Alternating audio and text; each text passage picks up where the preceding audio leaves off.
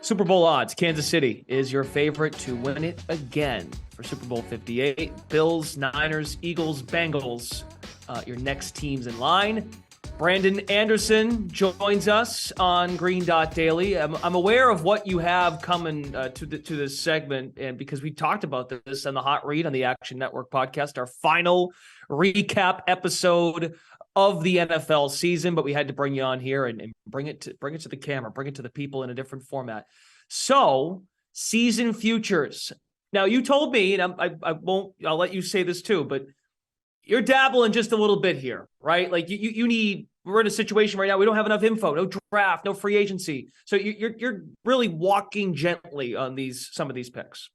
Yeah, these are not heavy plays. These are dabbles because that lack of information, we're going to play that to our advantage because the lack of information is creating some long prices, some long numbers here. And we might play one and guess on the information we're hoping to get and get the wrong info and just have a ticket that we don't need anymore. But that's why we're just dabbling a little bit. Going further down the board, if I'm going to play a future in February, I don't need to bet on Kansas City right now or Philadelphia. We know those teams are going to be good. There are going to be plenty of chances to get those numbers later on. They're already so short. If I play them now, I want to, dig down the board a little bit and grab some of these long shots. So first pick for me is the Cleveland Browns. Cleveland Browns, first pick of the new season, plus 4,500 to win the Super Bowl. So the thing you want to do this time of the year is everyone has the article out this week. All right, who's next year's Chiefs, right? The Chiefs just won the Super Bowl. Who is it next year? Well, I think it's just the Chiefs. Like, there's only one Patrick Mahomes, right? We can't replicate Pat Mahomes. But how about next year's Eagles, though? So could that be the Browns? Great offensive line, just like the Eagles have. Elite run game. You got a defensive player of the year candidate in Myles Garrett. I think maybe he could have gotten a little more credit than he did this year, but Cleveland just wasn't good enough. You got a really talented secondary, innovative coaching staff. The thing that helped the Eagles make the jump this year is they added a couple of right guys in free agency, of course. But the big thing, Jalen Hurts, he made that leap. So do the Browns maybe have that quarterback already on the roster? Deshaun Watson, by talent, maybe a top 5 quarterback as we kind of turn the page from some of these Rodgers, Brady, Breeze era quarterbacks to this next stage. Is that maybe Deshaun Watson, once he has a whole offseason now to practice and get used to things with the team? It was rough this year. Like Deshaun Watson, I don't know if he's a top 5 quarterback in the division this season, let alone the NFL. But maybe next year, if he gets going with that roster, could they be a team that makes a run? Again, dabbling, long shots, but I think the number on Cleveland is too hard for me to pass up right now. Remember back now, it was just 2 years ago when it was the Tampa Kansas City Super Bowl when Baker Mayfield was in the playoffs with that Cleveland team and what they had built around there. I mean, of course, and Baker played well that season, but just everything went right around him. You bring in Deshaun Watson, you'd think that you take the next steps, but as we know, there's still more to see, or maybe we don't see it with Cleveland, but I like it. Who else? You're going elsewhere in the AFC. I am seeing the AFC, and it's tricky because the AFC is so loaded with their quarterbacks, but an article go up first thing Monday morning, right after the Super Bowl Action Network.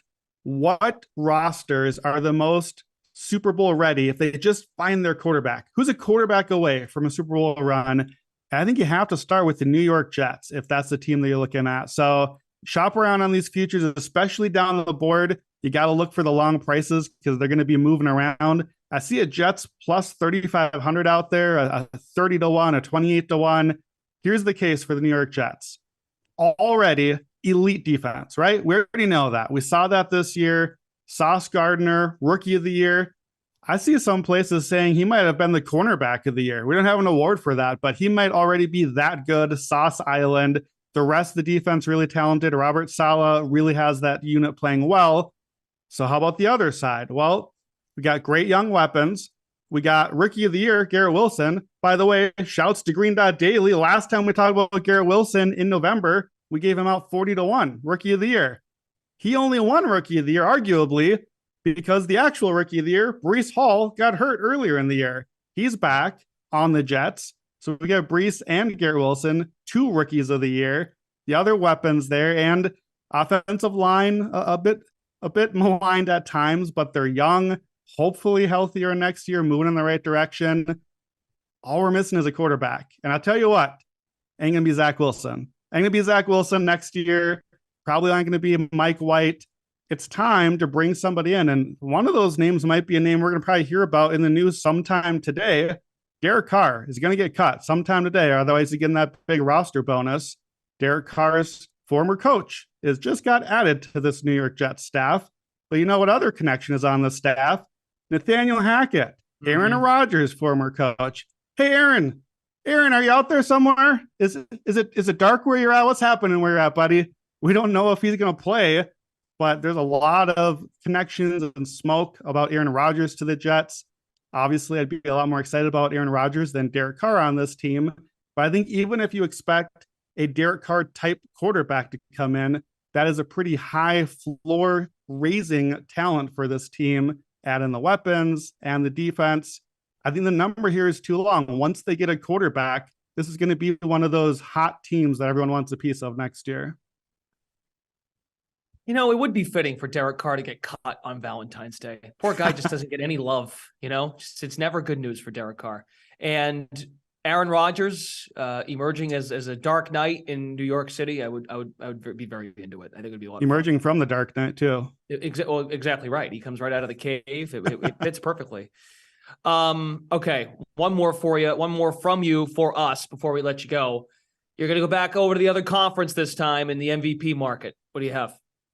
Yeah, I'm wearing red today, but it's not because of Valentine's Day. I got my Trey Lance jersey on here.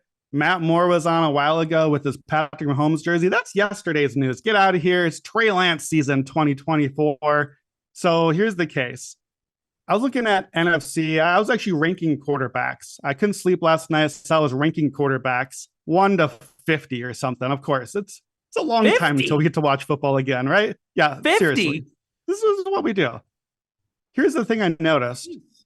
You could 50. make a pretty good case that in the NFC, Jalen Hurts might be the only quarterback in the top 8, maybe top 10 that's in the NFC. Once Aaron Rodgers leaves and goes probably to the AFC where the Packers say they want to move him to, it's wide open out there in the quarterback race, and it's wide open in the NFC. And aren't the 49ers a very clear favorite among NFC teams next year? Trey Lance is a big favorite to be the starter next year. I know what Brock Purdy did, but the man doesn't have a throwing elbow right now. Trey Lance is the guy they gave a lot for, and he looks a lot like a guy that could be Jalen Hurts because he's going to bring that power run game on top of all the other things. I think, Brandon, when they traded for Christian McCaffrey this year, I think that was about Trey Lance and next year. I don't think it was even about right now. They were thinking, man, if we give Trey Lance this weapon out of the backfield and Juszczyk and Debo and Ayuk and George Kittle and all this blocking, holy cow, man. Now we add in a quarterback that can run with everything else. I love that for the 49ers. So you get the Jalen Hurts scenario this year. He made the leap, was going to win MVP maybe until the late injury. Get the rushing numbers, the touchdowns, you got the weapons and the elite offense. Look, I think maybe the Niners are one of 2 teams you want for the NFC 1 seed right now. We get the quarterback of a possible 1 seed at 50 to 1. Here are some other 50 to 1 guys right now. Daniel Jones? No. Kirk Cousins? My guy? No, not going to win MVP. Jordan Love? No love on Valentine's Day. Trey Lance, he's the guy that you want. Most quarterback ready roster in the league, and maybe he's the guy. 50 to 1. The number is buying us value right now because we don't know for sure he's going to start. But once he is, we're going to see that cut in half and then further. Jalen Hurts was a long number last year, I think around 40 to 1 this time of the year, and it got slowly bet down, and he ended up like 25 to 1 once the season started. So I think this is the guy, if you want that Jalen Hurts type pick to hang on to next year, Trey Lance, 50 to 1.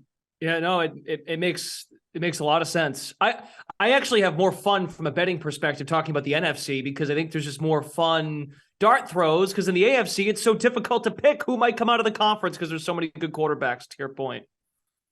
So. Yeah, I agree. It's the NFC is where you want that sleeper. There's a lot more up in the air. We don't know where things go, but You can get excited about the Lions. They're another team I looked at as a possible Eagles case. They've got that talented line and all the weapons. Maybe the defense adds the pieces and comes around.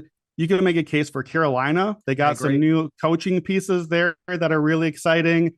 Atlanta, if they brought in Lamar Jackson and added him to Arthur Smith's offense, you're looking for that sleeper in the NFC, I think, because that's where you could see a team go kind of off the board to suddenly like, oh, hey, that might be the third or fourth team in the NFC for next year, just adding in the right couple of guys or the right offseason move. So I think with the 49ers, the right piece might already be there. We just kind of forgot because you keep being hurt the last couple of years.